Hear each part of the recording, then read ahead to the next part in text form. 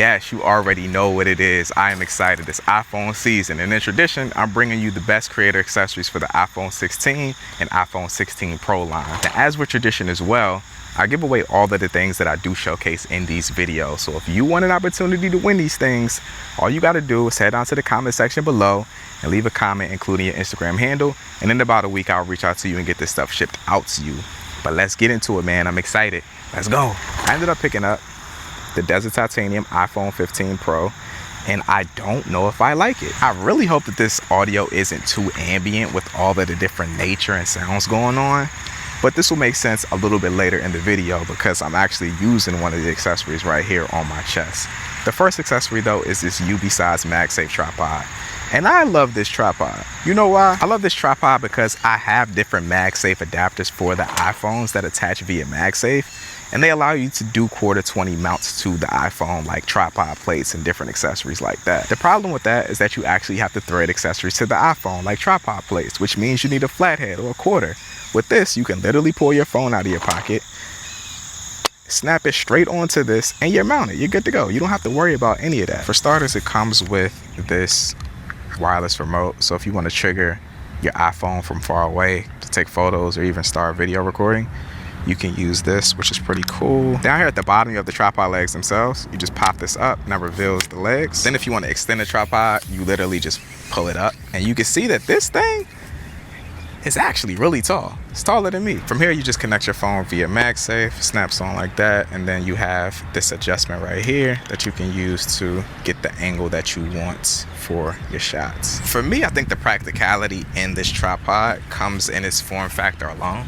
If this was the size and weight of a tripod that I typically use for my mirrorless camera, it's no way that I would bring it with me. And in fact, when getting behind the scenes content on my iPhone that I have been getting over the past couple of weeks, I've been bringing a full-size tripod, which actually sucked. This thing is so small that it's a little bit bigger than a GorillaPod, and you can just slap this on the side of your backpack and always have a clean angle for behind the scenes, or just really good compositions in your iPhone. You can get vertical content or horizontal content. So if you want to do YouTube content or Instagram content, this thing right here is the move. I think it's dope. Apologies in advance if it's winning this audio. I'm not using the win cover for these microphones, but I'm using a UBZ MagSafe tripod as a selfie stick. So if you're getting content for yourself and you're vlogging, this is what it would look like. The hard part about filming on the back camera on the iPhone is that you don't know what the frame looks like. So I hope that it looks good. I'm using log right now on the iPhone 16 Pro, and I want to let y'all know that for an entire year, I thought that the action button on the iPhone was a gimmick. I just found the perfect use case for it though. With these microphones that we're going to be talking about here in a second, I've been recording voice memos into the phone so I can use it for the audio of this video later. And the fact that I can map that start and stop recording inside of voice memos to the action button has actually come in clutch. So I just wanted to let y'all know that. The next item in this video I've actually been using the entire video. You might have noticed it, you might have not noticed it. But these are the Lark M2 wireless microphones by Hollyland. Now you probably will hear some wind in this audio throughout this video, but it's because the dead cat on these, the wind resistant cover for these microphones, just isn't good. We'll get to that in a second. Now these microphones come in a couple different variations. These ones right here are the ones that are made specifically for a USB-C to go straight into the iPhone. So if you're gonna buy these, make sure you get the one that you actually want. If you want ones for your camera, choose that. If you want the one for your iPhone, choose that one. And I'm sure they do have a bundle for both of them. Now the benefit of recording into wireless microphones is that you can obviously go extremely far away from the camera and still be able to get the exact same quality of audio. I'm recording to my phone. I left my phone next to the camera so you can kind of get a gist of how far you can go. You can actually go way further than this. I'm just using this for this frame of reference, but I don't know what this audio sounds like. So my opinion of the sound of these microphones will come after the fact once I get to post and be able to process this audio and see how it sounds. What I will say though is I actually do really enjoy the size of these microphones. They're extremely small. You can see that right there on my shirt. It's literally the size of a button. A couple months ago, I actually reviewed the Lark M1 microphones by Hollyland, and I like those microphones. I thought they were a cool bang for buck set of microphones, but the thing that I didn't like about them was that the case didn't charge the microphones themselves. With the Lark M2s, you can see that this case is actually really sleek. It charges the microphones inside, and the size of this is really no bigger than the size of an AirPods Pro case. it's actually really practical for you to take these with you when you're on the go filming on your phone. Another really small thing about these microphones that I think makes a world of difference is that the USB-C connection on the transmitter is actually long enough for you to be able to use it while you're using the case on your phone. I used the Rode USB-C microphone in the last iPhone accessories video. It was a cool microphone, but it was actually really inconvenient to have to take the case off of your phone every time you wanted to connect it. I think that this makes a world of difference. The next item is the Anker MagGo power bank. So this is a wireless power bank that attaches straight to your phone via MagSafe. You just slap it on like that and you can see that it starts to wirelessly charge your phone. Now this is pretty self-explanatory, but if you're going to be filming yourself on your phone, you're going to need it to keep charged, especially if you're going to be filming in log. It's probably going to drain a lot of your battery. This is a great option for that. This charges via USB-C, and then you can see right here you have a power indicator to let you know how much power you have on the power bank. And it just snaps straight to the back of your phone. Great thing about this power bank is that it's compatible with all iPhones that support wireless charging. And that's a really cool thing about a lot of these other accessories in this video as well. You can use them on pretty much any other iPhone. It fits the iPhone 16 Pro like perfectly. You can see that size, but like I said, you can use this on the 16 Pro Max. You can use this on the 16 and the 16 Plus also. This is great. I mean, you're out creating, you're out doing video stuff. You want to make sure your phone doesn't die. This is a great alternative to make sure you don't die. This power bank has 10,000 milliamp hours, so you will be able to charge your phone multiple times off of this power bank alone.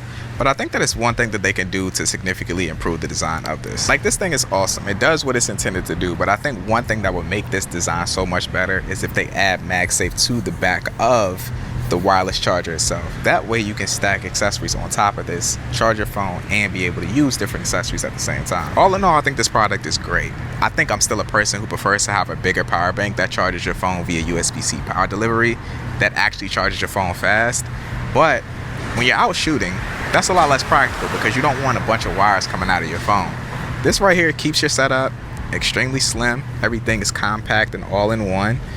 And I think that this makes a lot more sense when you're out shooting. The next item we have is this magnetic SSD clip for your iPhone. Now this essentially just connects to the back of your phone via MagSafe, and then on the top you have two different ports. One of these ports is for connecting your SSD to your phone, but then the other one allows you to plug in a charger. So a really cool thing about this is that you can film with an SSD and charge your phone at the exact same time. Back when the iPhone 15 Pro came out last year, we were all searching for a solution to attach our SSD to our phone in a clean way. This isn't the cleanest way because the wires look a little wonky, but at the end of the day, this is extremely cheap and it works. In the near future, I'm going to be testing out an option from Lexar, and it's so clean and it looks so sleek.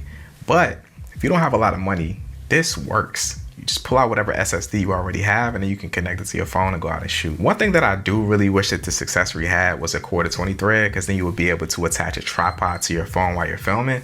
Right now, using this, you can basically only use it handheld. Not a bad thing, but that's something to note. All in all, you really can't complain about it though. It works, it solves the problem. And if you're gonna be filming ProRes log on your iPhone at either 24 frames per second, 60 frames per second, or 120 frames per second, you're gonna use up a lot of space. Not to mention transferring that footage from your phone to an SSD or your computer is gonna take extremely long. Filming it straight to the SSD speeds up the process of editing because you can just come home, attach your SSD to your computer and start editing. Now, before I get up out of here, I wanna give y'all the verdict on the Hollyland Lark M2 wireless microphones that I've been using this entire video. I think that this video was a great, I guess, test for these microphones because it shows range. I'm out in nature at the beginning of the video. I'm more in a cityscape throughout the middle.